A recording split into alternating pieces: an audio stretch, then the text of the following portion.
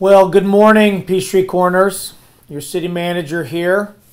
I'll spend a few minutes giving you an update on some things we got going on in the city, specifically around our transition from the shelter in place to something less restrictive. Not sure what to call it necessarily, but it's not a shelter in place.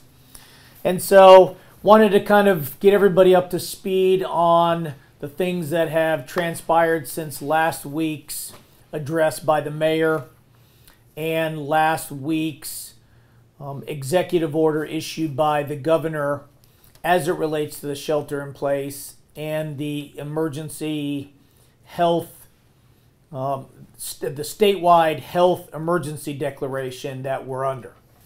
So last week on April 30th, the governor extended that statewide emergency health declaration, which was set to expire on May 13th, and he extended it a month through June 12th, or for it to expire on June 13th.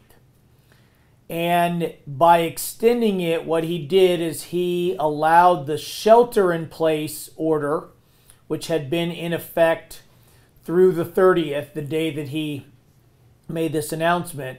He let the shelter-in-place order expire for everyone in Georgia with the following exceptions: people who are 65 years of age or older, people living in a nursing home or long-term health care facility, people with chronic lung disease, moderate to severe asthma, severe health disease, or people who are immunocompromised in some way, shape, or form. He also excluded people with class 3 or severe obesity, and finally people with diabetes, liver disease, or chronic kidney disease undergoing dialysis.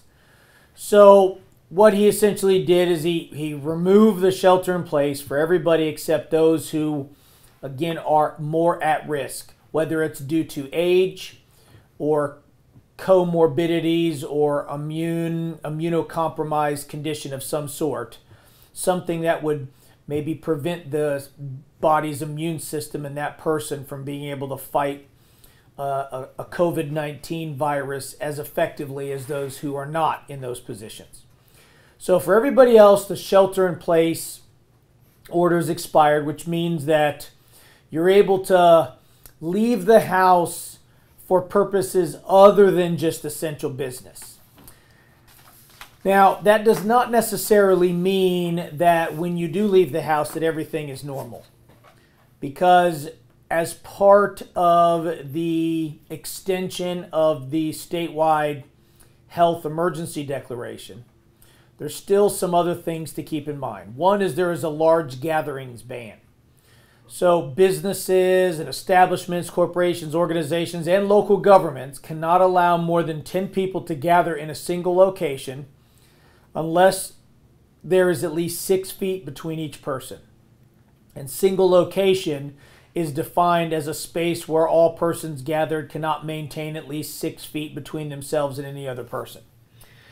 So, again, trying to keep people gathering of 10 or less, unless you can have 6 feet between people. Now, there are some exceptions.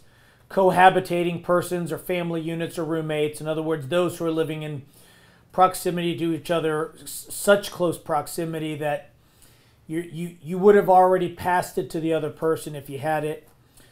Critical infrastructure and transitory or incidental groupings. Dining rooms and restaurants are also accepting of the ban, with an exception or with a caveat that no more than 10 patrons per 500 square feet. That does exclude hallways, bathrooms, and back of house or kitchen areas. But those are the exceptions to the large gathering ban, but there is still a large gathering ban. So again, just because you're not having to shelter in place at home anymore doesn't mean that you don't have to conduct yourself still in a way that's different than before. The last thing about this is it's just still important to note that there is still a ban on bars, nightclubs, live performance venues, amusement park, rides, and public swimming pools. And they're going to remain closed until the public health emergency expires, or if the governor extends it in some way. But right now, those are specifically closed for activity completely. So that's kind of where we're at now. There's a lot of uncertainty because of this. I do think that part of this is good in that there's a lot of establishments we've seen in the city that have opened up, but whether it's restaurants or retail, but there hasn't been a crush of people such that they can't keep or facilitate the social distancing that is part of our our operations right now. So I guess that's good in that we haven't run into a business that just has too many people for them to manage. Of course, the bad thing is I don't know of any business or very, very few that are operating the way they were earlier this year before the virus became a fact of our life. There are a lot, though. So the good news about that is people are, if they're uncomfortable, they're just not participating in certain activities. There's a lot of people who still feel uncomfortable maybe dining in at a restaurant, or going to certain stores, or going to certain stores at a certain time of day. And that's fine. I mean, this is all about your level of comfort. And so, again, at this point, we need to all be responsible about how we conduct ourselves.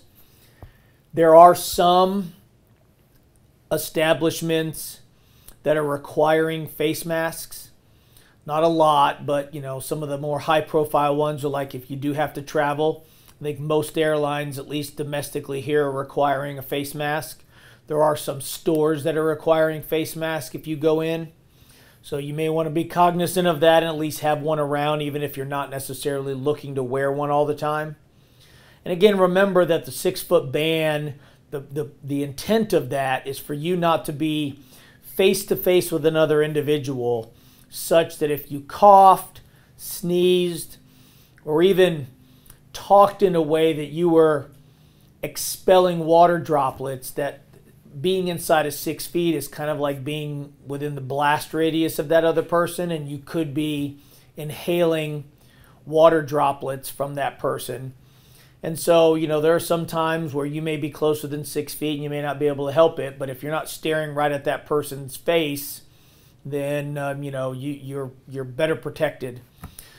So when you go out, just make sure that your hours are different, operations are different. Some cases you got to wear a mask.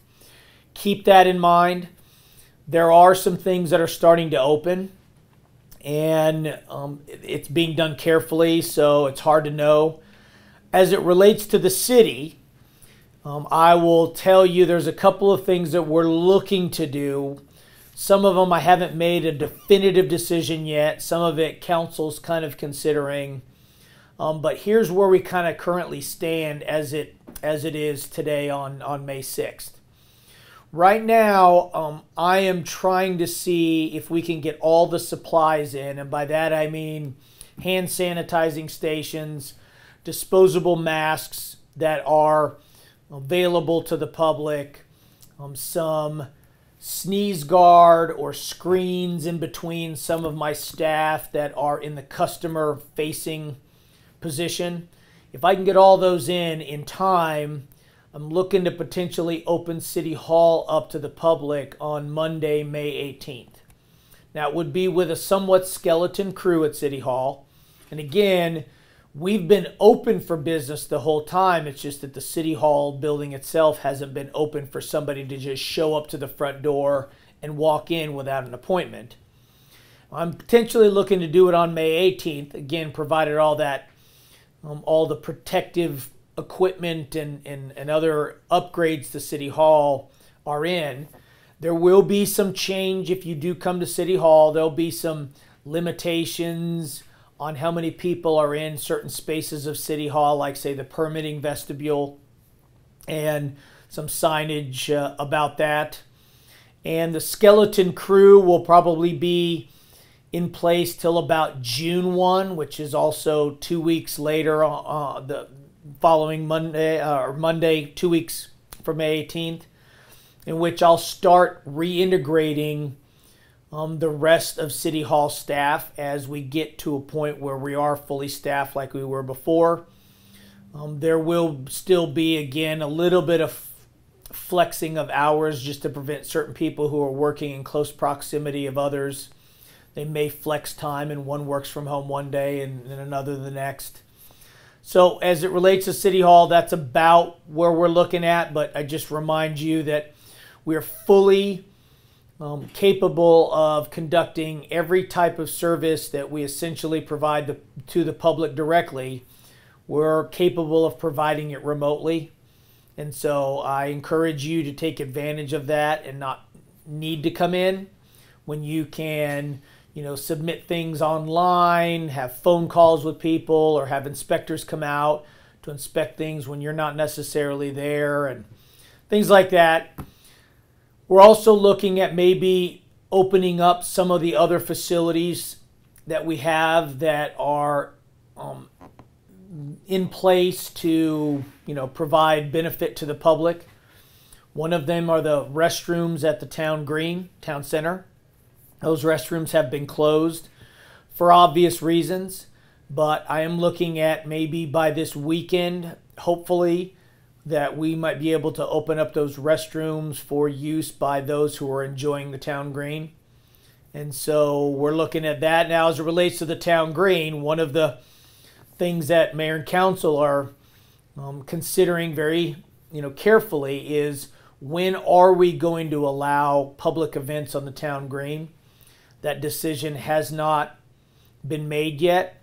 I think it is fair to say that the first weekend that there might, and this is a big might, that there might be some kind of activity.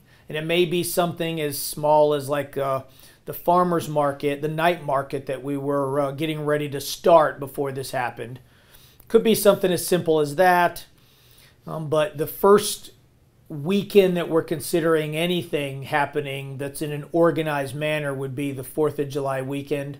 That would be the soonest. So all the dates that we've had prior to that weekend have been postponed or canceled as it relates to event that would or could attract a large gathering. So what we're looking at is when from July 4th beyond would be the first weekend we allow for there to be organized public events at the town green. What is that activity? How do we manage some of the activity for that event? And a lot of this is subject to change just because we don't know if the virus will, we'll see an increase in people contracting the virus or, other things that could change. But that is how we're kind of sitting right now. There's a lot of questions I know that a lot of people have here about what's going to happen with, say, the swim league or public, parks or summer camps and that kind of thing. And I don't think anybody at this point knows. There's a lot of, concern about, the ability to, again, keep people from being in too close proximity, especially with kids who may not understand how to do that all the time. And so I think this summer is going to probably shape up to be one that does not have as much in the way of organized youth activities as we've seen in the past. And so, we'll see. I know there are some organizations looking to do things differently in an attempt to try to provide something for kids over the summer, but it's going to be different to say the least. So that's kind of all we know here at the city right now, and just wanted to kind of get you up to speed on what we do know. and just, encourage you to continue doing what you're doing, being responsible out there, just not interacting in close proximity with people if you can help it.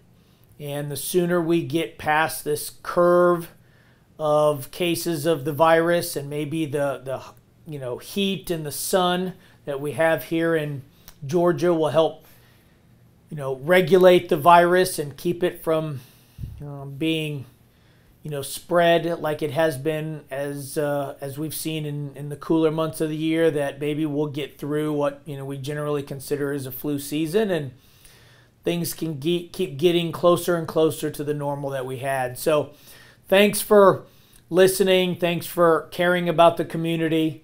Thanks for everything you're doing to make Peachtree Corners a great place to live, work, learn, and play.